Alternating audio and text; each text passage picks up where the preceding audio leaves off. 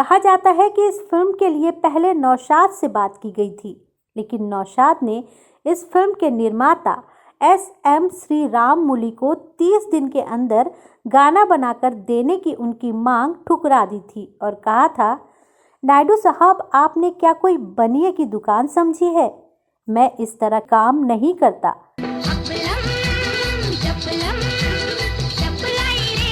Film Amardeep में संगीत देने के लिए 1 लाख रुपए ले रहे सी रामचंद्र को शिवाजी गणेशन की बात माननी पड़ी।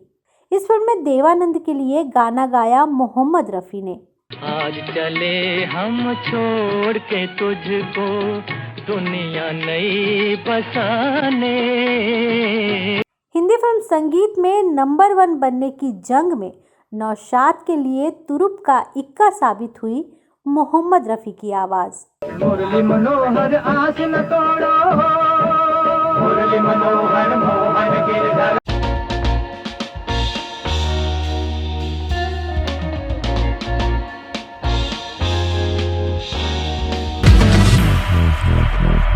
नमस्कार, ब्लैक एंड व्हाइट में आपका स्वागत है।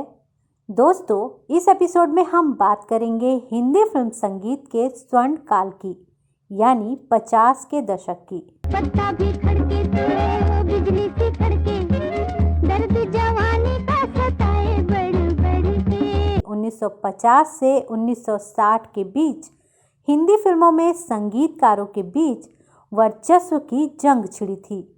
तदबीर से बिगड़ी हुई तकदीर बना ले, तकदीर बना ले, अपने पे भरोसा है तो ये दाव लगा ले। इस जंग में मोहम्मद रफ़ी की आवाज संगीतकारों के लिए तुरुप के इक्के का काम करती थी। वो तुझे चांद के बहाने देखो तो छत पर आजा गोरिये। दोस्तों, 50 के दशक की शुरुआत की जाए इसके पहले ये जान लेना ज़रूरी है कि 50 के दशक का बैकग्राउंड क्या था, यानी 1949 में हिंदी सिनेमा संगीत में बड़ा क्या हुआ था। बरसात में हमसे मिले तुम सजन, तुमसे मिले हम बरसात में। ये गाना है फिल्म बरसात का, जो आई थी 1949 में। फिल्म बरसात का ये गाना अकेला नहीं आया था। लता मंगेशकर ने एक के बाद एक अपने गानों से संगीत की ऐसी गंगा बहा दी थी जिसमें सभी बह गए थे। हवा में उड़ा जाए मोरा लाल दुपट्टा मनमन का, मोरा लाल दुपट्टा मनमन का हो जी। बतौर संगीतकार शंकर जयकिशन की ये पहली फिल्म थी। बरसात को आज भी हिंदी सिनेमा के बेस्ट साउंड ट्रैक्स में से एक माना जाता है। मुझे किसी से प्यार हो गया, मुझे किसी से प्यार हो गया।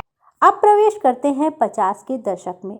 1949 के बाद 1951 में संगीतकार सी रामचंद्र ने लता मंगेशकर के साथ फिल्म अलबेला से धमाका किया। पत्ता भी खड़के तो बिजली सी खड़के, दर्द जवानी का सताए बढ़ के, शोला जो बजे। 1951 में उस दौर के एक और दिग्गज संगीतकार सचिन देव बर्मन ने धमाका किया। फिल्म थी नौजवां। ठंडी हवाएं लहरा के आए, और आवाज थी लता मंगेशकर की। रुत है जवां तुमको यहाँ कैसे बुलाए, ठंडी हवाएं। 1951 में नौशाद भी शांत नहीं बैठे हुए थे। उन्होंने इस साल फिल्म दी थी दीदार। इस फिल्म में मोहम्मद रफ़ी ने दिलीप कुमार के लिए गाना गाया था। हुए हम जिनके लिए बर्बाद, वो हमको चाहे करें ना याद। 1951 में एस.डी. बर्मन ने भी एक धमाका किया था। इस बार बारी थी गीता दत्त की। तदबीर से बिगड़ी हुई तकदीर बना ले, ये गाना है फिल्म बाजी का। अपने पे भरोसा है तो ये दाव लगा ले, लगा ले, दाव लगा ले। लेकिन 1952 में संगीतकार शंकर जयकिशन ने दिलीप कुमार के लिए पहले की ही तरह चुना तलत महमूद को। गीतकार शैलेंद्र के लिखे इस गाने ने तब हर किसी का दिल जीत लिया था।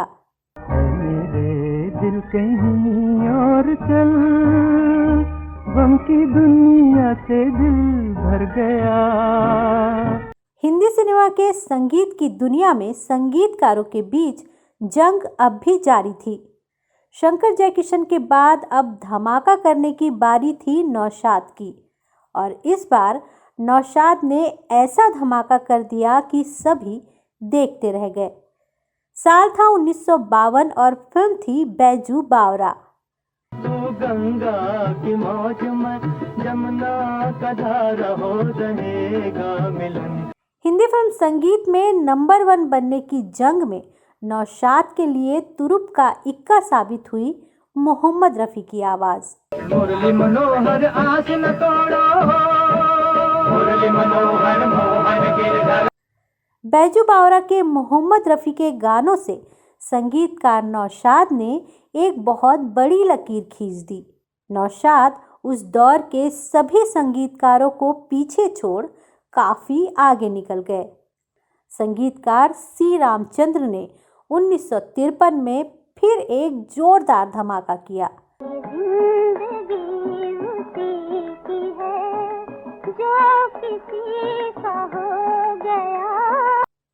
1953 में ही शंकर जयकिशन ने भी एक और धमाका किया।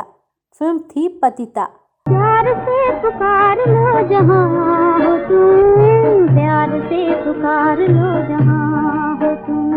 इस बार लता मंगेशकर के साथ थे गायक हेमंत कुमार, जिनकी मांग उस समय बहुत ज्यादा थी।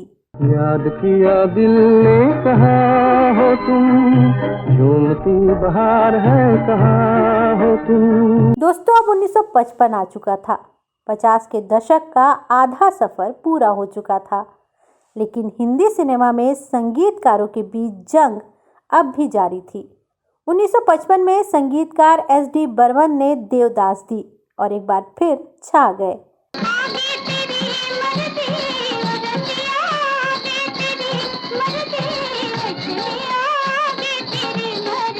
दोस्तों, संगीतकार सी रामचंद्र अब भी नौशाद को कड़ी टक्कर दे रहे थे।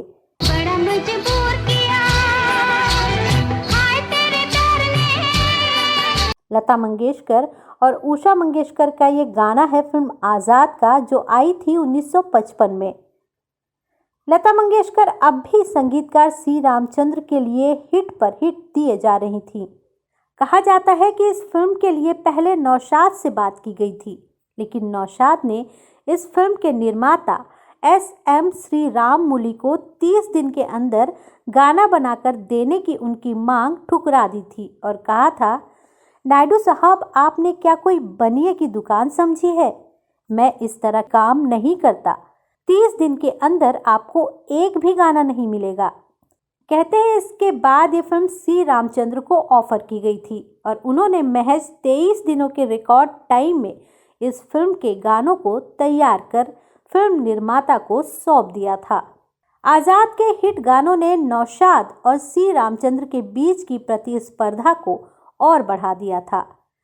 कहते हैं संगीतकार सी रामचंद्र ने फिल्म आज़ाद के लिए फिल्म निर्माता से 1 लाख रुपए लिए थे और नौशाद नामा के लेखक राजू भारतन की माने तो इसके साथ ही सी रामचंद्र का नौशाद की तरह 1 लाख रुपए फीस लेने का उनका पुराना सपना पूरा हो गया था। दोस्तों, आपको बता दें कि नौशाद पूरे दशक यानी कि 1951 से 1960 तक एक फिल्म में संगीत देने के लिए 1,10,000 रुपए लेते थे। संगीतकार सी रामचंद्र ने नौशाद को फीस के मामले में छू लिया था।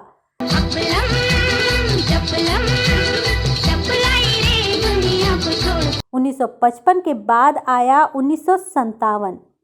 1957 में गुरुदत्त की फिल्म आई प्यासा और प्यासा में संगीत दिया संगीतकार SD बर्मन ने। प्यासा के गानों को गाया मोहम्मद रफ़ी ने। जिन्हें नाज है हिंद पर वो कहाँ है। 1957 में मोहम्मद रफ़ी ने SD बर्मन के लिए वही काम किया जो 1952 में उन्होंने संगीतकार नौशाद के लिए किया था। इस बार संगीतकार SD बर्मन के लिए तुरुप का इक्का बनी मोहम्मद रफ़ी की आवाज़। ये दुनिया जहां आदमी कुछ नहीं है।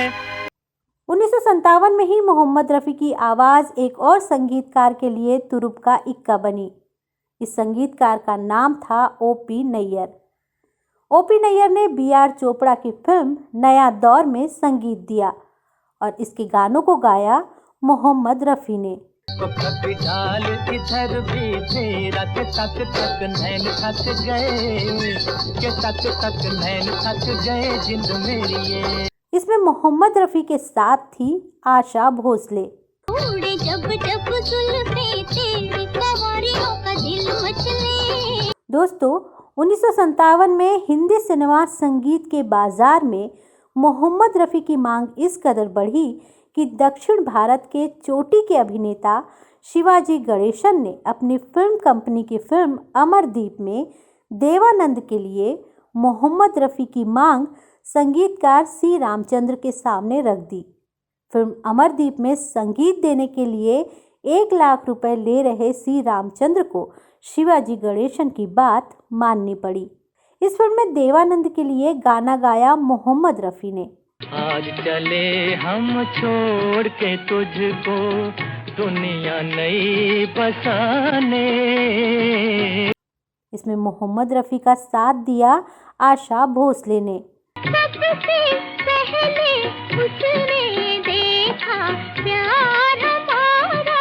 फिल्म अमरदीप आई थी 1958 में। दोस्तों यही है वो फिल्म जिसके बाद संगीतकार सी रामचंद्र का करियर नीचे चला गया और उनका ग्राफ नीचे इसलिए गया क्योंकि उनके लिए हिट पर हिट गाने देने वाली स्वर कोकिला लता मंगेशकर ने उनसे किनारा कर लिया। यही वजह है कि सी रामचंद्र ने फिल्म अमरदीप में मोहम्मद रफ़ी के साथ आशा भोसले से गाना गवाया। इस फिल्म के बाद फिल्म निर्माता LV प्रसाद की फिल्म छोटी बहन ने जैसे सी रामचंद्र के करियर को आखिरी धक्का दे दिया। सी रामचंद्र ने इस फिल्म के लिए निर्माता LV प्रसाद से पहले की तरह 1 लाख रुपए मांगे, जिसे फिल्म के डिस्ट्रीब्यूटर ताराचंद बड़जात्या ने देने से मना कर दिया। इस पर सी रामचंद्र ने कहा 1 लाख लता और नो लता। सी रामचंद्र को फिल्म नहीं दी गई। ये फिल्म मिली संगीतकार शंकर जयकिशन को, जिन्होंने इस फिल्म के लिए 75,000 रुपये, जो उस समय की उनकी फीस 50,000 से 15,000 रुपये ज़्यादा थी। कहाँ चलोगे बाबू, कहाँ चलोगे लाला, मैं रिक्शा वाला, मैं रिक्शा वाला। फिल्म छोटी बहन आई 1959 में और लगभग उसी समय संगीतकार O.P. नैयर को फिल्म नया दौर के लिए फिल्म फेयर अवार्ड देने की घोषणा की गई। 1958 के मध्य तक नौशाद के बाद नंबर 2 के पायदान पर खड़े संगीतकार सी रामचंद्र की स्थिति 1959 के आते आते बदल गई। 1959 में बाजार में ये संदेश गया कि अब हिंदी सिनेमा संगीत में नंबर 1 पर है संगीतकार नौशाद, नंबर 2 पर है शंकर जयकिशन और नंबर 3 पर हैं O.P. नैयर। तो दोस्तों आज के एपिसोड में इतना ही। अगले एपिसोड में आपसे फिर मुलाकात होगी। तब तक के लिए हमें दीजिए इजाज़त। नमस्कार।